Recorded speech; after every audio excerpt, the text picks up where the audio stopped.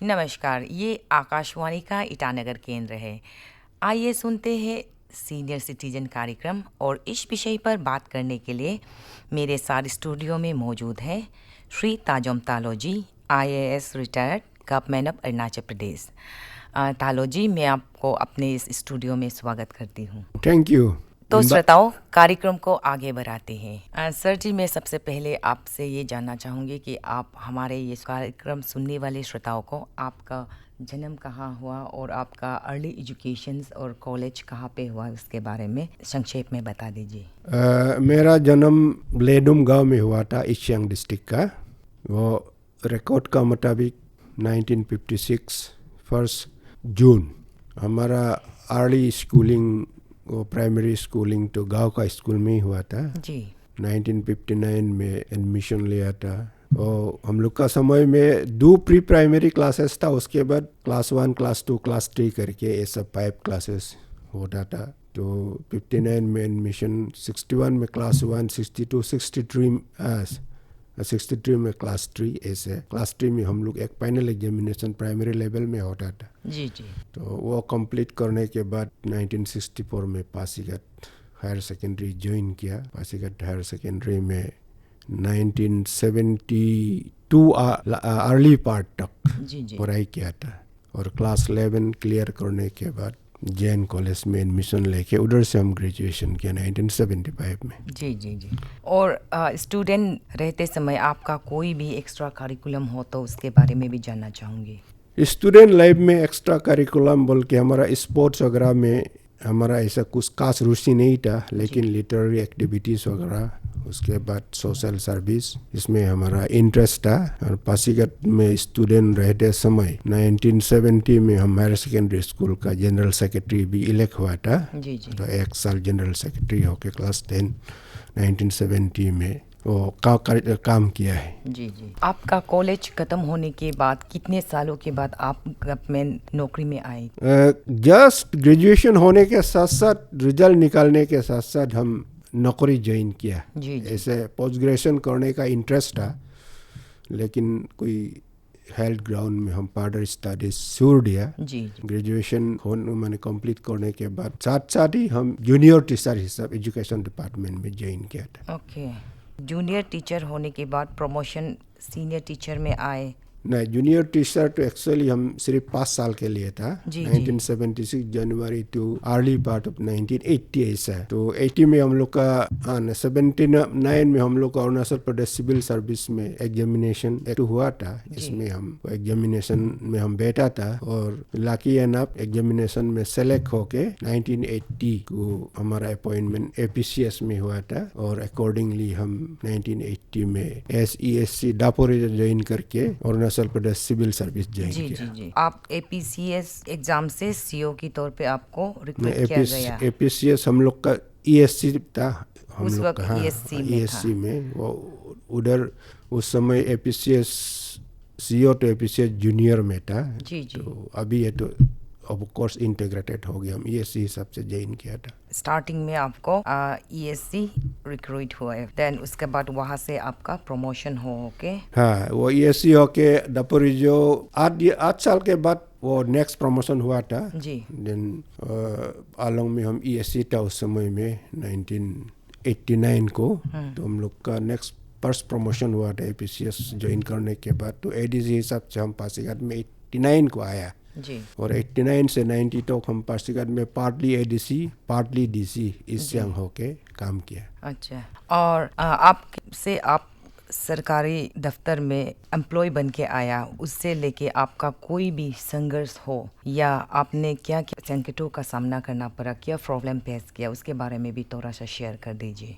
Actually नौकरी करने का समय में खास प्रॉब्लम तो हम फेस नहीं किया है। अच्छा ही था, इट वाज एंजॉयबल काफ़ी। तो किसी मैंने जनरल यूजुअली टीचर होने का समय में भी ब्रीफ पीरियड ऑफ 5 years तो काम किया। तो इंटीरियर स्कूल्स में गया था, कोऑपरेशन पब्लिक से मिला है। तो एडमिनिस्ट्रेशन में आने के बाद तो देखा है, यूजुअली एडमिनिस्ट्रेशन में काम करने वाला लोग को जो इंटरेक्शन इंटरफेस तो कॉमन पीपल से होता है। जी जी। सो कॉमन पीपल के लिए काम करके अच्छा ही लगा था। ये इनफैक्ट वो एक अपना डेट पूरा मैंने क्या बोलते रिपे करना जैसा भी था, क्योंकि फ्रैंकली बोलने से हम लोग का education because of public funding ही हम लोग एजुकेशन ले सका था। जी गवर्नमेंट का तरफ से प्री एजुकेशन प्रोवाइड नहीं करने से मोस्ट प्रोबेबली हम लोग एजुकेशन भी मैंने कंप्लीट करने नहीं सकते, मैंने करना था। तो डेट वो आइडिया तो हमारा बिहाइंड द बैक ऑलवेज रहता था,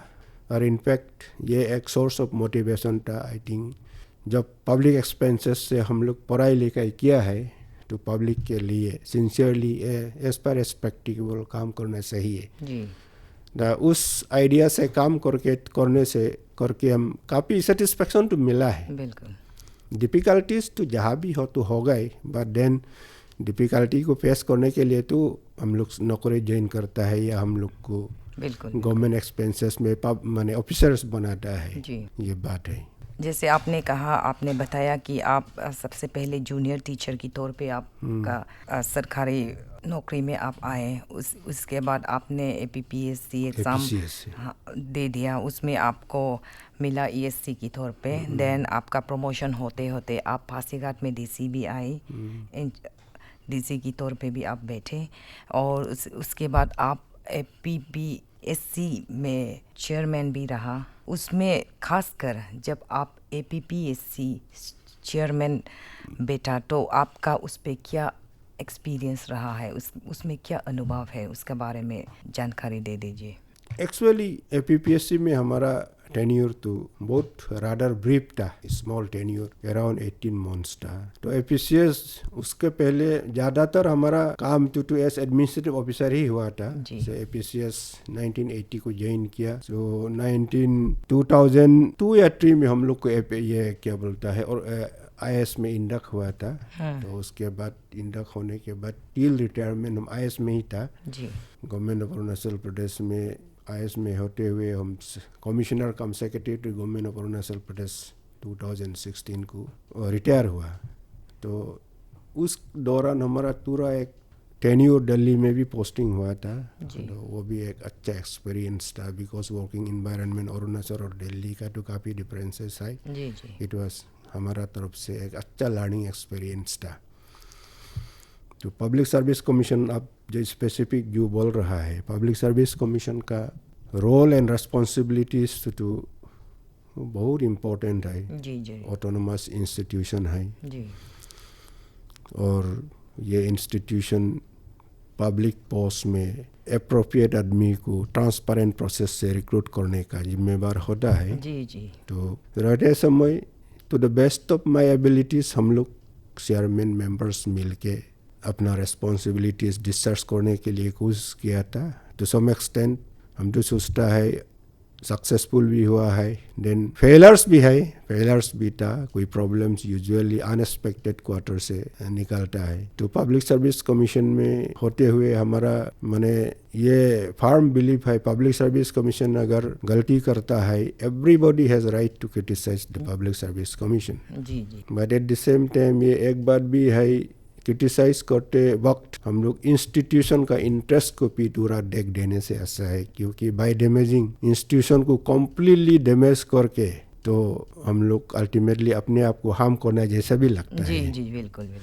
क्योंकि credibility is very important. Credibility को हम डैमेज करेगा तो अच्छा काम करने से भी ऑलवेज डाउट एक तो रह जाता है।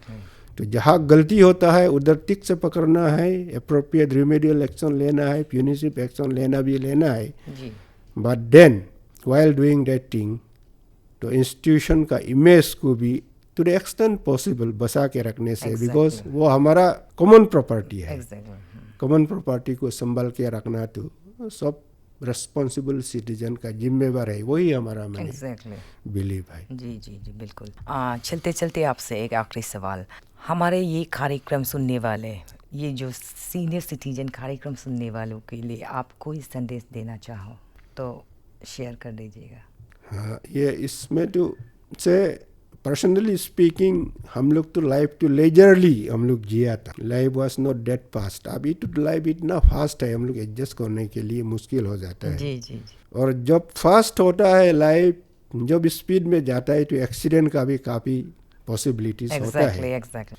तो आजकल कितना माने हम लोग सपना में भी नहीं सोचा था आदमी ड्रग एडिक्ट होके कुछ प्रॉब्लम होगा, क्या होगा। ये तो अभी बात, ये सब वाइड स्प्रेड माने प्रॉब्लम हम लोग के लिए हो रहा है जी। तो इसमें इस एरिया में हमारा मैसेज यही है, आई थिंक सबके लिए पेरेंटिंग ए बिग चैलेंज हो गया है अभी। माने हमारा समय, हम लोग का समय में तो लिमिटेड, सामान लिमिटेड था ना। अभी तो ये भी चाहिए वो भी चाहिए, ऐसा हो गया है। Life is so fast. तो इसमें अपना लड़का बच्चा को रेस्पॉन्सिबल माने मेंबर्स ऑफ द सोसाइटी हम लोग बिल्ड करना है तो हम लोग को काफ़ी तकलीफ करना पड़ेगा जी। दैट इज़ वाई हमारा माने निवेदन है सबको, हम लोग पेरेंटिंग को अभी सीरियसली लेना चाहिए सो दैट अनवांटेड जो डेवलपमेंट्स है जो हम लोग का सोसाइटी में जो हो रहा है उसको हम लोग मिनिमाइज कर सकें। एडमिनिस्ट्रेशन गवर्नमेंट को बोल के तो गवर्नमेंट का भी लिमिटेशन है, एडमिनिस्ट्रेटर्स का भी लिमिटेशन है, पुलिस का लिमिटेशन है। तो ये हम लोग का एवरीबॉडीज रिस्पॉन्सिबिलिटी, तो उसको हम लोग ध्यान देने से अच्छा है, यही हमारा फीलिंग है। तालो जी के साथ साथ मैं भी जुड़ना चाहूँगी, निवेदन करना चाहूँगी कि सभी पेरेंट्स से, माँ बाप से अपने बच्चों को अनवांटेड चीज़ों से दूर रखें, अपना बच्चा को पेरेंटिंग में अच्छा से ध्यान दीजिएगा। तो इसी के साथ साथ कार्यक्रम को समाप्त करती हूँ। तो श्रोताओं, आप सुन रहे थे कार्यक्रम सीनियर सिटीजन। उम्मीद करती हूँ कि आपको हमारा ये अंक पसंद आया होगा। अगली कड़ी में इसी तरह की और दूसरी विषय पर भी जानकारी देते रहेंगे। तब तक के लिए हमें रेडियो दोस्त ओमेम टासुंग को इजाजत दे। नमस्कार।